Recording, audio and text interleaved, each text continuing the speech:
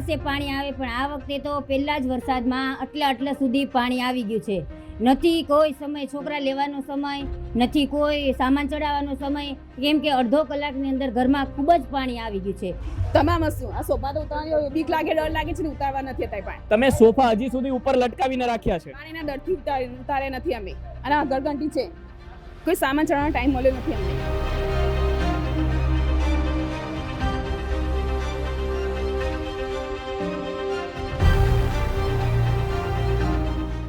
એટલે તમે જુઓ, પાણી ગયા પછી રોડ ઉપર જુઓ ને તો ફર્નિચરોના ઢગલા, કોઈના બેડ, કોઈની સેટીઓ, કોઈના વોશિંગ મશીન હોય, ઘરઘંટી હોય, કેટલો સામાન રસ્તા ઉપર આવી ગયો. વાપરતા નહને બધું આ ખાઈ જાય, નાઈન ખાઈ જાય, બધા રૂપિયા ખાઈ ગયા. એનો ચીડા પછી નરકમાં છે, કોનું નહીં થાય. અમે તંત્રને એટલું જ કહેવા માંગીએ છીએ કે ગમે તે કરો, પણ અમારા ખાડીનો નિકાલ કરાવો. અમારે સહાય નથી જોતી. અમે ભિખારી નથી કે 200 ગ્રામ દૂધમાં અમે બેસી રહીએ. ખાધા પીધા વગર તો 10 દિવસ ચાલશે, પણ અમે શું કરીશું પછી પાછળના જીવનમાં બધું.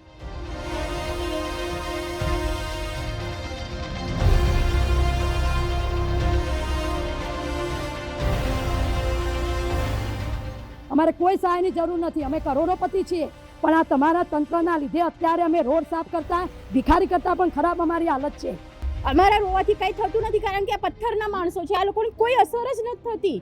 કેટલું બી હાય કરો, કેટલું બી એસએમસી હાય કરો કે કંઈ પણ બોલો, કોર્પોરેટરો આવે છે કે ખાલી બોટમાં બેસીને હાથ ઊંચા કરીને જાય છે. અને જો એસએમસી આ બધું નહીં કરે તો અમારા બધાની હાય તો લાગશે જ. એસએમસીના જે સત્તાધીશો છે ને, એમને લોખંડના કીડા પડશે જ, કારણ કે અમારા બધાની હાય લાગશે.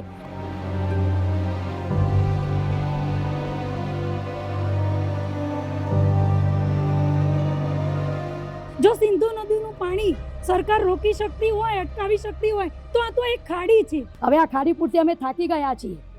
હવે અમે એટલા બધા કંટાળી ગયા છે કે એના માટે કોઈ શબ્દો નથી. અમારા ઘરમાં 3 ગાડીઓ હોવા છતાં બીજાની ગાડી લઈને અમારે અત્યારે ફરવું પડે છે, કારણ કે આ ખાડીના ડ્રેનેજના નામે દર વર્ષે કરોડો, 500 કરોડ ને 400 કરોડ ને કરોડોના ટેન્ડરો પાસ થાય છે.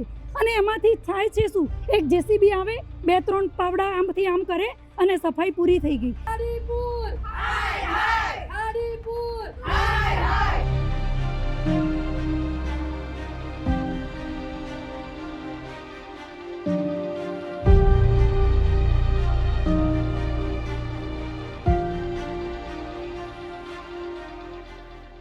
સુરતમાં છેલ્લા 15 દિવસમાં ખાડીપુરને કારણે જે સ્થિતિ થઈ છે, તેને કારણે હજારો લોકોને તકલીફ વેઠવાનો વારો આવ્યો છે. આપણે અત્યારમાં પર્વત પાટિયા વિસ્તારમાં આવેલી કેટલીક સોસાયટીઓની મુલાકાતે છીએ. આ નંદનવન સોસાયટી છે, અહીંયા બાજુમાં માધવબાગ સોસાયટી પણ છે અને અન્ય આવાસો પણ આવેલા છે. તેમાં કમર સુધી નહીં પણ પહેલા માળ સુધી પાણી ભરાઈ જવાની સ્થિતિ સર્જાઈ હતી. નંદનવન સોસાયટી છે અને નંદનવનના રહીશો સાથે વાત કરીએ કે સમગ્ર વરસાદ દરમિયાન જે ખાડીપુર આવેલું હતું, એ પૂરને લઈને એ લોકો કઈ રીતના જોઈ રહ્યા છે. જી, આપનું નામ? મારું નામ અલકા પટેલ. અલકાબેન, જે વરસાદ પડ્યો હતો અને તેને કારણે જે અહીંયા ખાડીનું પાણી આવેલું હતું, અહીંથી તે લિંબાયત ખાડી જાય છે, તમારા ઘરમાં કેટલું પાણી આવેલું હતું અને શું કહેશો? અમારા ઘરમાં અમે 1 ફૂટ માથા ઉપર સુધી પાણી હતું. ઘરમાં ઊભું રહેવાની બી તાકાત નથી. જેવું પાણી અડધો કલાકની અંદર એટલું બધું પાણી આવી ગયું કે નહીં સામાન લઈ શકીએ, નહીં ઘણા માણસોને શિફ્ટ કરી શકીએ. હવે આ જે તંત્ર સૂતું છે ને, એને અમારે જગાડવાનું છે. હવે આ બધો પ્રોસેસ અમે જે કરી રહ્યા છીએ એ ખાડીનું પાણી દૂર કરવા માટે, જે આ બધી ખાડી આની અંદર જે અંડરગ્રાઉન્ડ કરવામાં આવી છે ને, એ બધી તમે હટાવો. હવે આ ખાડી પૂરતી અમે થાકી ગયા છીએ. હવે અમે એટલા બધા કંટાળી ગયા છે કે એના માટે કોઈ શબ્દો નથી. અમારા ઘરમાં 3 ગાડીઓ હોવા છતાં બીજાની ગાડી લઈને અમારે અત્યારે ફરવું પડે છે. હવે તમે વિચાર કરો કે ઘરમાં બેન દીકરીઓ હોય, પ્રેગ્નન્સી હોય, તો અમારે લોકોને કેવી રીતે લઈ જવા? લોકોને અમારે બિચારા ઘરે મૂકવા પડે છે. લોકો અમને કેવું બોલે છે કે તમે લોકો ભિખારી છો, તે આવામાં રહો છો, એક બંગલો નથી ખરીદી શકતા. હવે અમે થાકી ગયા છે લોકોને જવાબ આપતા. લાખોની મિલકતો, અમારી કરોડોની મિલકતો 1000માં વેચાય છે અત્યારે. હવે કરવાનું શું? અમે શું કરીએ હવે અહીંયા રહીને? અમે તંત્રને એટલું જ કહેવા માંગીએ છીએ કે ગમે તે કરો, પણ અમારા ખાડીનો નિકાલ કરાવો. અમારે સહાય નથી જોતી. અમે ભિખારી નથી કે 200 ગ્રામ દૂધમાં અમે બેસી રહીએ. ખાધા પીધા વગર તો 10 દિવસ ચાલશે, પણ અમે શું કરીશું પછી પાછળના જીવનમાં બધું?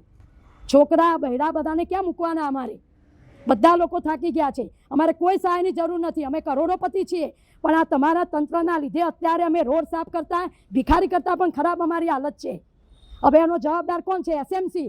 એસએમસી હાય હાય, એસએમસી હાય હાય. થાકી ગયા ભાઈ, થાકી ગયા. દૂર કરો ભાઈ, દૂર કરો. જે આપણે જોયું એ પ્રમાણે અહીંના લોકોના જે કરોડોના બંગલા છે, કરોડોના મકાન છે, તેમાં પાણી ઘૂસી જતા લોકોમાં ભારે આક્રોશ છે. આપણે અન્ય રહીશો સાથે પણ વાત કરીએ કે તે લોકોની કઈ પ્રકારની સ્થિતિ. શું નામ છે આપનું? પન્ના પટેલ. બેન, કયા પ્રકારની પૂર દરમિયાન સ્થિતિ હતી ને ખાડીનું પાણી કેટલા વર્ષોથી આવે છે ને આપ કેટલા સમયથી અહીંયા રહો છો? અમે અહીંયા લગભગ 20 વર્ષથી રહીએ છીએ. પાણી તો 20 વર્ષથી આવે છે, પણ છેલ્લા 10 વર્ષથી દર વર્ષે ઘરમાં પાણી આવે. આ વર્ષે તો જેવી વર્ષની શરૂઆત થઈ ચોમાસાની, પહેલા જ વરસાદમાં ઘરમાં લગભગ 6 ફૂટ પાણી આવી ગયા, અને એ પણ એટલી સ્પીડમાં આવ્યો કે ઘરમાં પાર્કિંગમાંથી અમારા ઘરમાં પાણી આવતા અડધા કલાકમાં ઘરમાં લગભગ 2 ફૂટ પાણી ભરાઈ ગયું. નહીં સામાન શિફ્ટ કરવાનો ટાઈમ મળ્યો, જે લોકો નોકરી ધંધે હતા એ ઘરે ના આવી શક્યા, કે નહીં વ્હીકલો અહીંયાથી બહાર કાઢવાનો ટાઈમ મળ્યો. એટલે તમે જુઓ, પાણી ગયા પછી રોડ ઉપર જુઓ ને તો ફર્નિચરોના ઢગલા, કોઈના બેડ, કોઈની સેટીઓ, કોઈના વોશિંગ મશીન હોય, ઘરઘંટી હોય, કેટલો સામાન રસ્તા ઉપર આવી ગયો. લોકો તો ભિખારી જ બની જાય ને. ઘરમાંથી તો આ બધો સામાન જતો જ રહ્યો ને, એ બધું નવું લાવવાનું ને. હજુ તો એ ઉપરથી સામાન થોડો શિફ્ટ કરતા હતા, ત્યાં તો બીજી વાર પાણી આવી ગયું. એટલે તો લોકોના મગજ ઉપર એની કેટલી અસર થઈ જાય, બધા ગાંડા થઈ જાય સાહેબ. કારણ કે મકાન શિફ્ટ કરો, સામાન ઉપર ચડાવો તો તમારે રહેવું ક્યાં? નીચે પાઇપલાઇન છે ગેસની, ઉપર જમવાની કોઈ સગવડ ના હોય, પાણીની કોઈ સગવડ નહીં, અને એસએમસી વાળા કે કોઈ અહીંયા જોવા આવતું નથી. પાણી ઉતર્યા પછી એ લોકો આવે, એ પણ એક પાણીની બોટલ અને એક નાની દૂધની થેલી અમારે નથી જોઈતી. અમે તો ભૂખે તરસે રહીશું. ઘરમાં દાળ ચોખા તો અમારા હોય, કઠોળ બી હોય, એટલે અમારે દૂધ કે પાણીની જરૂર નથી, પણ અમારે ખાડીપુરનો નિકાલ લાવવાનો છે. છેલ્લા 10 વર્ષથી કેટલી પણ અરજીઓ બી કરી હશે, સોસાયટીના ભાઈઓએ કેટલા કરગર્યા હશે, પણ હવે આનો કોઈ ઉકેલ એ રીતે આવે એમ છે નહીં. અને એસએમસી વાળા પાસે પૈસા નથી એવું તો છે નહીં. જો સિંધુ નદીનું પાણી સરકાર રોકી શકતી હોય, અટકાવી શકતી હોય, તો આ તો એક ખાડી છે. એ તો પૂરી નદી છે પંજાબની, અને આ તો એક ખાડી છે સાહેબ. શું ખાડીનું પૂરા અહીંયા પાણી અટકાવી ન શકાય? પણ કોઈને કરવું નથી, કારણ કે આ ખાડીના ડ્રેનેજના નામે દર વર્ષે કરોડો, 500 કરોડ ને 400 કરોડ ને કરોડોના ટેન્ડરો પાસ થાય છે. અને એમાંથી થાય છે શું? એક જેસીબી આવે, 2-3 પાવડા આમથી આમ કરે અને સફાઈ પૂરી થઈ ગઈ. એટલે લોકોના પૈસા ટૂંકમાં બધા એસએમસીના ઘરોમાં જ જાય છે, જે કોર્પોરેટર હોય કે જે બેઠા હોય સત્તાધીશો. એટલે અહીંયા ડ્રેનેજના નામે તો હવે કંઈ જ કરવાની જરૂર નથી. હવે કદાચ જેસીબી આવશે ને તો પણ અમે બધા વચ્ચે આગળ જઈશું કે આની કોઈ જરૂર નથી, એનો કોઈ મતલબ જ નથી. એટલે હવે તો ખાલી આ ખાડી ડાયવર્ટ કરો. એક તો આની ઉપર દબાણો, મિલેનિયમ ફોર માર્કેટ આખી ખાડી ઉપર બની છે, અને એવી રીતે તો બીજા કેટલી વાલક પાટિયાનું કંઈક પાણી આમાં ડાયવર્ટ કર્યું છે એવો અમને સમાચાર છે. તો આ બધું પાણી અહીંયાથી ઓછું કરશે અને કદાચ એ તાપીમાં વાળશે તો જ અમારો આનો ઉકેલ આવશે, અને એના સિવાય ડ્રેનેજની તો કોઈ જરૂર નથી, અને અમે હવે થવા બી દઈશું નહીં. હવે આ ખાડીમાં પાણી ડાયવર્ટ કરવું હોય તો જ અમે તૈયાર છીએ, અને જો એ નહીં કરે તો હવે અમારી પાસે આંદોલન એક જ માર્ગ છે. અને જો એસએમસી આ બધું નહીં કરે તો અમારા બધાની હાય તો લાગશે જ. એસએમસીના જે સત્તાધીશો છે ને એમને લોખંડના કીડા પડશે જ, કારણ કે અમારા બધાની હાય લાગશે. આપણા નાના નાના છોકરા સાહેબ ઉપર ભૂખ્યા તરસે બેસી રહ્યા હોય, આપણને જોઈને જીવ બળી જાય, તો એ લોકોના પેટનું પાણી કેમ નથી હલતું? એટલે અમારે બસ હવે આંદોલન કરવાનું છે. અને જો એસએમસી માનશે સારી રીતે, અને એને કરવું હોય તો કંઈ જ અશક્ય નથી. જે પણ કરવું હોય તો સત્તાધીશોના હાથમાં બધું જ છે, કોઈ વસ્તુ અશક્ય નથી, પણ એમને કરવું નથી. તો નહીં કરવું હોય તો પછી અમારે હવે જાગૃત થવું પડશે. જી બેન, આપનું શું નામ છે? મારું નામ ભારતી છે. ભારતીબેન, કેટલા સમયથી અહીંયા રહો છો અને શું પ્રકારની તકલીફો તમને થઈ રહી છે? અમે અહીંયા 20-25 વર્ષથી રહી રહ્યા છીએ. દર વખતે આમ તો થોડું પાણી તો આવતું, રોડ ઉપર આવતું. આ વખતે તો 2 વખત ઘરમાં પાણી આવી ગયા છે, અને મારે તો બેડ બગડી ગયો, ફર્નિચર બધું બગડી ગયું છે, ફ્રીજ બગડી ગયું, એટલું નુકસાન છે ને. તો હવે રોઈએ ને તો સામેવાળાને ખુશી થાય, રોઈએ તો રોઈએ ક્યાં? હા, અમારા રોવાથી કંઈ થતું નથી, કારણ કે આ પથ્થરના માણસો છે, આ લોકોની કોઈ અસર જ નથી થતી. કેટલું બી હાય કરો, કેટલું બી એસએમસી હાય કરો કે કંઈ પણ બોલો, કોર્પોરેટરો આવે છે કે ખાલી બોટમાં બેસીને હાથ ઊંચા કરીને જાય છે. 2-3 દિવસે આટલું પાણી બોટલ અને દૂધની પાઉચ આપીને જાય છે. શું એનાથી અમારું પૂરું થઈ જશે? આટલું નુકસાન કરવા છતાં અગર અમે તમને વોટ આપતા હોય, અમે તમને ખુરશી પર બેસાડ્યા હોય, તો શું આ તકલીફ ભોગવવા માટે બેઠા રહ્યા છે? તમને અંદાજે કેટલા લાખ રૂપિયાનું નુકસાન પ્રતિ ઘર દીઠ થયું છે? બધાને સરેરાશ કરવા જઈએ ને તો લાખોના હિસાબે નુકસાન છે. અમારા ઘરની કોઈ કિંમત જ નથી રહી. 25 વર્ષથી જે ઘરમાં રહીએ છીએ, અમુક ઘરોની કિંમત ક્યાંય પહોંચી છે ને અમારા ઘરની કિંમત એની છે. હવે તો કોઈ આવતું બી નથી. બધા અમને એમ કહે છે કે તમે પાણીમાં રહો છો. એટલે હવે અમ તો શરમ આવે છે. એમ થાય કે આવા વિસ્તારમાં, આટલા સારા વિસ્તારમાં રહેવા છતાં, આટલા સારા ઘરમાં રહેવા છતાં આટલું પાણી આવતું હોય તો હવે અમારે કોર્પોરેટરનું કેવું શું? જી બેન, શું નામ છે આપનું? શારદાબેન. શારદાબેન, કેટલા સમયથી અહીં રહો છો ને કયા પ્રકારની તકલીફો છે ખાડીપુરના કારણે? 20 વર્ષથી ભાઈ રહીએ છીએ અને રહીએ એટલા ફેરા પાણી આવે અને બધું નાખી દેવું પડે. હવે વર્ષ તો કેટલું નવું લાવી નાખીને ભરીએ. છોકરો સ્કૂલમાં જો હોય, અલી તો છોકરો સ્કૂલમાં જ હતો ને પાણી આવ્યું. હવે મારે એ છોકરાને કેવી રીતે લીયા મૂક્યો તે મારો છોકરો એ રોવું અને હોય અમે રોઈએ. આ પેલો આવ્યો તો જીસીબી લઈને તે ખાડીમાં કે બધું ખાડી ચોખ્ખી કરવાની અને એનું બેટ જાય કોઈ કર્યું ના. અને જો પૈસા લઈને બધા ચિયા પૈસા ખાઈ જો એ ખબર ના પડી. અને આ પાછો બીજો એક દાડો આવ્યો તો તે આમ કરીને એક જીસીબી બેન હસી ઓણી જો નહીં જો છોકરો બોકરો 3 દાડા તો ચા પીધાવા ના રહ્યો.